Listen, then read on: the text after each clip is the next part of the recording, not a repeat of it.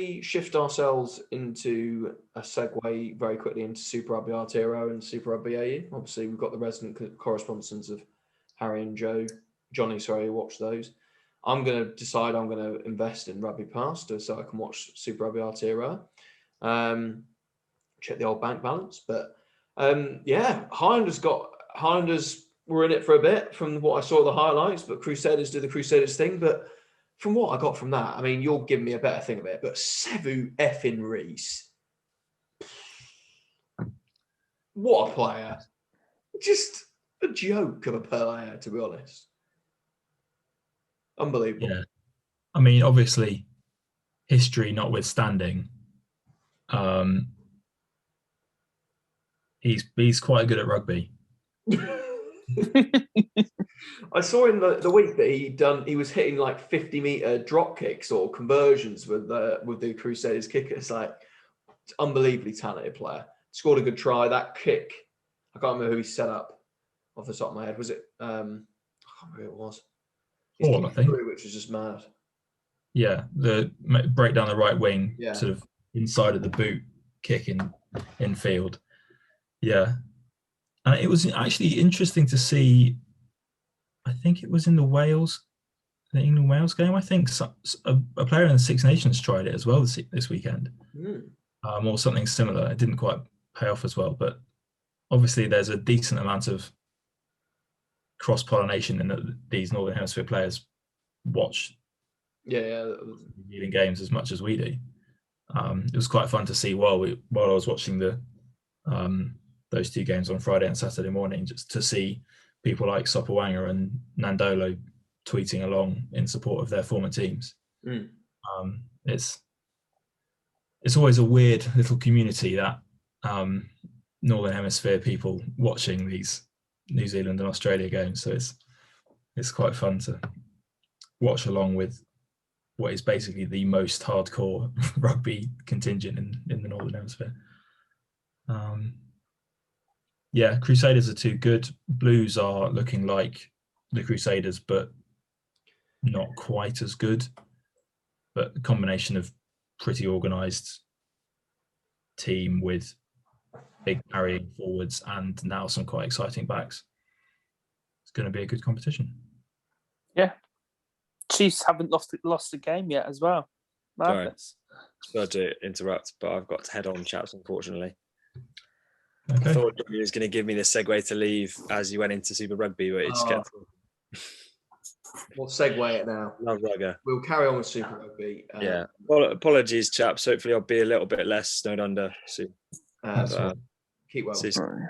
Nice to see you, buddy. See you, Tricky. I've got to shoot in 15 anyway. And there's the Three Musketeers. Well, if you've only got 15 minutes, I want to do some Premiership. Reds won. That would look close between Rebels. That and the Rebels. Maffey looks quite good. That little hooker. Yes, very good. Yes, very good. He's not related to other Maffey, Australian Maffey, is he? Steve Maffey, by any chance? Well, Steve Maffey's Tongan, but yeah, no, I don't know actually. Well, yeah, but they're all sort of. Well, he's played for Australia. Well, he's played in Australia. Steve Maffey, he's played for the Force. So. Yeah. Speaking of the Rebels, have you seen that Glasgow have signed a chap called Sione? What's his name? The centre, Scottish qualified. Yes, a unit, absolute unit. Large, under 6 foot, over 110 kilograms. Jesus. Played for the Rebels and Australia under 20, and is now in Japan. Has a Scottish grandmother. He's going to be tasty. I think that could be quite fun. Sione Tuipulotu. Not sure if there's any relation. Doesn't look much like him. Well, yeah, but I mean, no, I'm joking. But yeah, I want I want to see him. That'd be great. Well, quite difficult to find highlights. The Japanese league is very bad at that kind of stuff, and I've basically I could only find things from his Australia under 20s team in 2016. He's the same age group as Salakai Lotto and that that team. So it was quite a good team. That's a good team. Yeah, I think they beat the New Zealand under-20s in one of their games that year. So it's handy.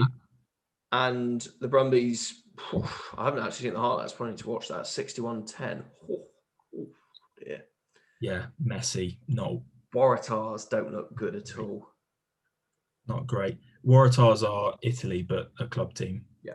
Just Um, absolutely capped players in the last few years. I think I saw that they, compared to the team that they had starting the tournament 2 years ago, they have 900 Australia caps fewer than they did, which is quite bad. Yeah. It's in that time they've lost players who you really wouldn't want playing for them now. Like Adam Ashley Cooper was past it 2 years ago. Ooh, but on Adam Ashley Cooper, he's only signed for the LA Guiltinis. As I said, mate, their squad, if we've got time at the end, their squad is unbelievable. It is so full of OAPs are going to break. Incredible. There's some amazing players there. Yeah, if we don't have time in the podcast, my recommendation is you go and just type in LA Guiltinis, and they are brilliant. Got the best logo in rugby as well. It's fantastic. Yeah, a sort of narcissist's dream. Yeah. Anyway, yes, Force had a week off this week, didn't they? Yeah. We didn't really talk about them last week. There was a very good. You might be familiar with in the NFL how they put a microphone on a player and literally listen to them or make a highlights package after the game. Carney. Yes, Rob Carney was mic'd up for their first game, and yeah, he would improve any team he played for. You can see why he's got so many caps and why he's so well regarded generally. Very, very good leadership for a guy who's obviously playing his first game for the club. Most of them are playing their first game for the club, to be fair, but it's quite clear to see why they signed him. And like they're not. I think the Force are better than the Waratahs this year. Yeah, no, I predicted them to go. I predicted Force fifth. Waratahs fifth, then the Force, but very close to the Rebels, and then Brumbies and Reds. Who knows? Yeah, less individual talent, but better led and more experienced. Western Force are literally like London Irish. Yeah, like a lot of very good players in their day, but at the moment aren't. Maybe I haven't gelled yet, but we'll talk about Irish pretty much in the next 5 minutes or so. So that's sort of Super Rugby AU and Super Aotearoa done. But as I say, if you don't watch that, as I say, do go try and access it on Rugby Pass. I think it's about £30 a year. Like it's very, very cheap. So yeah, do go and watch them. It is fantastic rugby. 35 quid for the whole season. Yeah, that's pretty good. Yeah, that's good. Premiership, Exeter lost to Sale on Friday night, 25-20. Jack Yendall cost them really with a stupid red, just flying in with a chicken winged arm, which isn't great. Another one. Very quickly on Exeter, Facundo Cordero is flipped. Like that was the thing that really peed me off was Yendall goes off and then they're like, well, we'll take a winger off. No, we'll leave a Flaherty on, who I like Tom Flaherty, but flipping Cordero, like he's just scored an absolute solo worldie. Like one of the tries of the weekend, competes with Tyro Green for that. We'll talk about Green in a minute, but what a try that is. Just stepped, bang, bang, bang. Oh, brilliant. Shame he got taken off because he looked a bit disappointed, but Sale at home are good, but it simply comes back to the fact that when Faf de Klerk plays and he does everything, like he's in that wide channel, just smashing people that 3 times the size of him, his zip of the pass, AJ McGinty is brilliant, by far the best USA player they've ever had. And Curtis Langdon at hooker looked good, potentially one for the future for England if he keeps playing. Aka van der Merwe is injured. So he's getting a lot of runs in the 2 shirt. Obviously, he'll compete with Tommy Taylor when he returns. But yeah, when Sale get their act together and the Dupree brothers don't try and kick everyone's head in, and Johnny Ross doesn't try and get himself red carded, which he nearly did in this game. Yeah. Being an absolute idiot. Yeah. Yeah.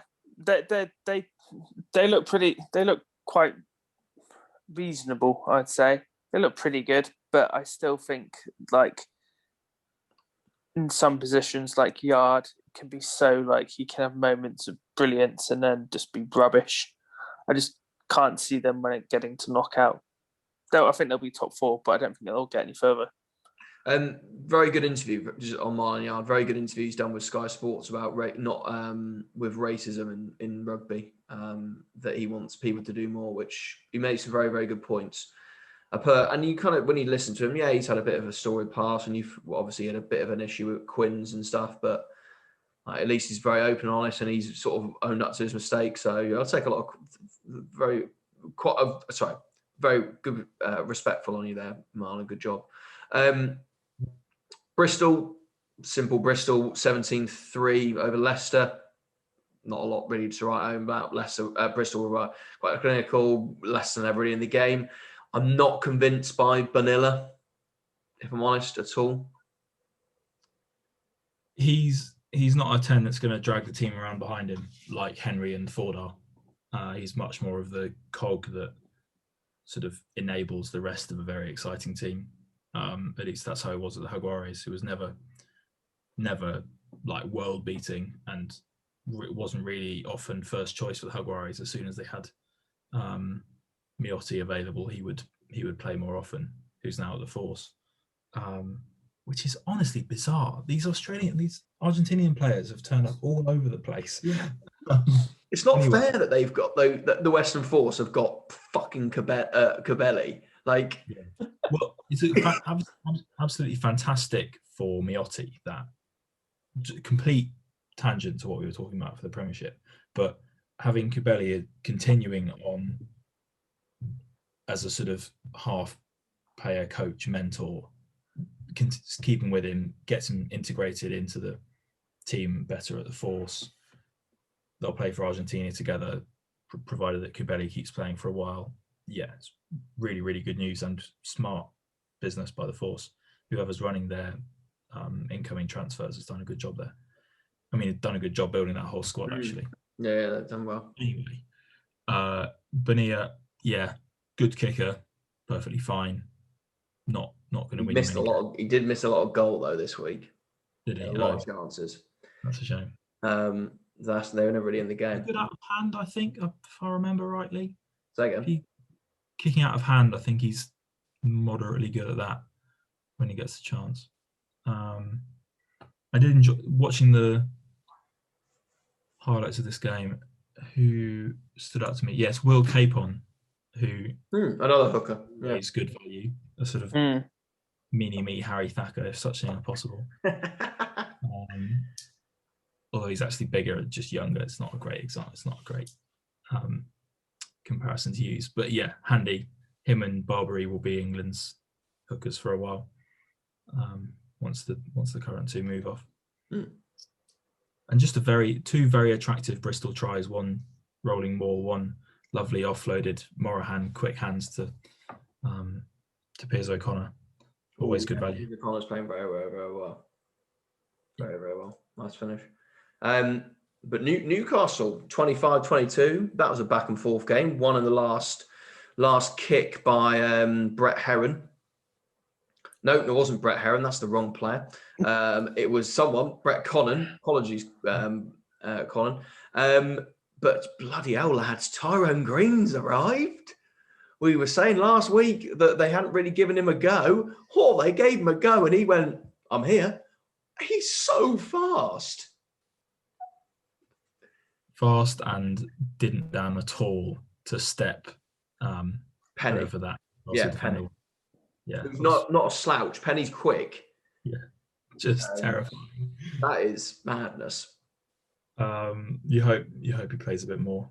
Although they're not short on good wingers, Harlequins. And also, I was reading this week they wanted to sign Tom Parton from Irish, but luckily Parton signed on for another few years, which is great business for Irish. But they're linked with Nick David, I think. Well, I can't remember if I mentioned that last week or not. But yes, yeah. Obviously, someone's going out of there. But Lewis Lyon's going. But can see Nathan Earl going to France. Yeah, his contract situation is. But Good. That's a good win for Newcastle. Actually, that stops Quins' momentum, which is always nice. Yeah. So great job, Newcastle. I was, as I say, when I was watching the England game, I was quite happy because Irish had won. So I was in a very good mood. And I'll be honest, like 16-10, it doesn't scream. It's not anyone to write home about, but it was a good back and forth game. Tom Willis got Wasps ahead from a nice pushover, but after that, it was all Irish. Irish Wasps didn't have the ball at all in the second half, and Hassel Collins finished a nice move. They were getting line breaks.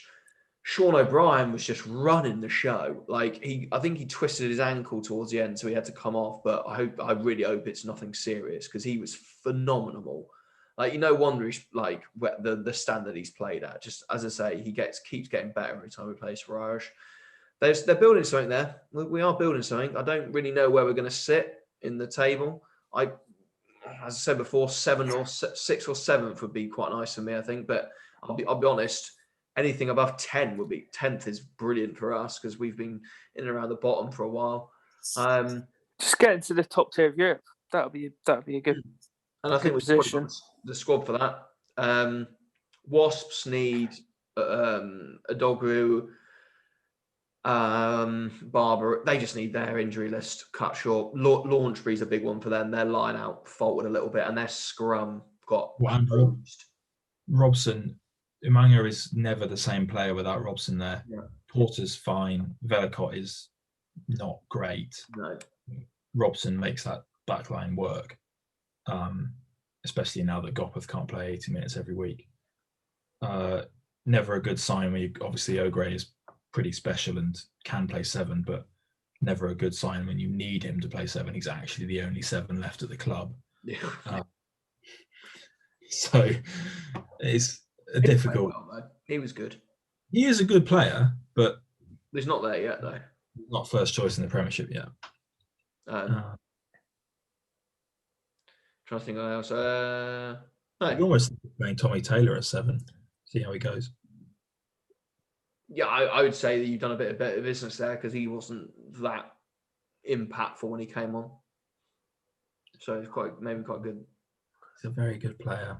I think yeah, and he's had a few injuries. I think once he goes back to Sale and he's at his home club, he's a very good then player. I think he'll kick on. Shame Tricky's gone because Gloucester finally won. They won the bottom of the basement battle between Gloucester and Worcester. As I said, I've only seen the highlights of this, but Seabrook scored a lovely try under the post. Nick David showed why he probably might want to get a club up the league. Chris Ashton started his first game, but yeah, Nick David absolutely cut the Gloucester defence to pieces. I can't remember where they are now. What's that done to the league? But good win for Gloucester finally. They are now joint with Worcester on 15. And then the mighty Bath, who came from absolute nowhere to quash the Saints. Yeah, it's given us hope of a top 8 finish. It's great. Relying on our best player, Zach Mercer, who's off to France. He was, to be fair, it was a very good all-round game. Yeah, no, they were good. Priestland has kicked 30 kicks in a row, broke the record that Wilkinson and Van Gisbergen had, which I thought was fair enough. Yeah, Buff were all right against a mediocre Northampton. Once they got over Northampton's front row, Aotearoa they had a very good front row on scrummaging wise, or they were scrummaging well. And once they got over that, it was fine. And Spencer came on, ran the show, and McConaughey came on. It was great. Yeah, and just stuck it out at the end. It was nice to not concede 30 points in the last 25 minutes. It is rugby, I think, especially in the Premiership now, the good teams you've got to have a good 23. Like, it doesn't matter necessarily if you, like, for example, just shifting back to Irish. Irish started Alan Dell, Crevy and Ollie Hoskins. Ultimately, Will Clark and Lovejoy are our best props, scrummaging props, who made destroyed Wasps when we needed them to in the 50 minutes. You've got to have a decent 23. Like Tom Dunn, who probably maybe wasn't the best pleaser. He was on the bench, came off wanting to kick someone. He was really, really good. Spencer was really good again. McConaughey got over the gain line. As I say, like Northampton are well on top. That'll be a game where they'll look back and go, we probably should have done better. Freeman at the back was good. I liked James as well, the 9 who scored 2 tries from Doncaster. It's nice that they're picking out the thing. Lewis Ludlam was awesome, absolutely awesome. Right? Very good. Really, really good. And I just really like Matt Proctor. I wasn't overly convinced with him when they put him on the wing, but he just doesn't want to be tackled. Very good. Northampton will be up there in the top 6, I think. But yeah, that's a game where, they'll look at that and go, well, we should have really won that by quite comfortably. Yeah. Northampton almost at their best, and then all of a sudden, not at the best. Away 2 penalties and a try to let Bath score 13 points quite quickly. Really. I did think that Joseph had kicked the ball out before 80 minutes. Referee quietly dealt with that. Didn't want to make the decision, but good for Bath. Yeah, they'll win games in the future if they play like that. Not the end of the world. Right. Any other business? Any transfers this week? No. Glasgow, Cardiff Blues have had a rebrand. Yes. They're going to be Cardiff Rugby for next year. Interesting. We were talking earlier about Jordan Olafella has gone to the Western Force on loan, which is good for him because he wasn't getting in the Leicester team. He probably that will, as I said, I think one of you said that will really suit him, and I totally think they will. Bit more space on the ball. He's not a particularly big guy, but he's very, very quick. So that game will really sort him. I'm just trying to think back to the transfers. Someone's still waiting to sign Cipriani. And Eastman is still waiting for... Eastman hasn't got a job. No. He was... The last time I heard about Eastman was that he was... London Irish wanted him. But that was last July. It was months ago, yeah. Yeah, that was months ago. Obviously, Nick Day was potentially going to Quins. Alex Zlowski's been linked with a move away from Saracens. Oh, he would be perfect, please. I'd have him. And I think Leicester were keen, from what I remember. We were keen previously. Not a 10. No. I'd have. We needed 12. Yeah. Is because Matavesi and there's Clark. I mean, there's Redpath, but actually. No, he's actually Gloucester and Sale have come forward for him, which I mean, Sale to replace Tuolangi probably, but that's because Tuolangi's not going to stay there. That's not a straight swap, is it? Really? Tuolangi might not play a game of rugby again. Discuss. No, I mean, he'll play again, but that might be the last one. On centres, Hugh Jones has left Glasgow. He's going to Bayonne. Yes. Final. Good for him. That's a real shame because we were linked with him. I think that had gone to pre-contract. Aren't they on one of those clubs with an English coach? Maybe. Yes, I believe so. It's is it not? And Brew. I think Jamal Ford Robinson signed on at Gloucester again, which is good. But I can't really think of any other transfers off the top of my head. No, I think we're in the negotiation period of season rather than the actual announcement period. But yeah, it'll come. Just seen this on Rugby Pass. Head of referees says Gauzet has admitted he got big calls wrong. Not terribly surprising. So there you go. That's a good way to end it, actually. Cheers. Have a nice week, everyone. And on that note, it's time to end. Thank you very much for watching and listening. As I say, like, subscribe, tick that bell, all that jazz, and help us grow this podcast. And we'll see you next week.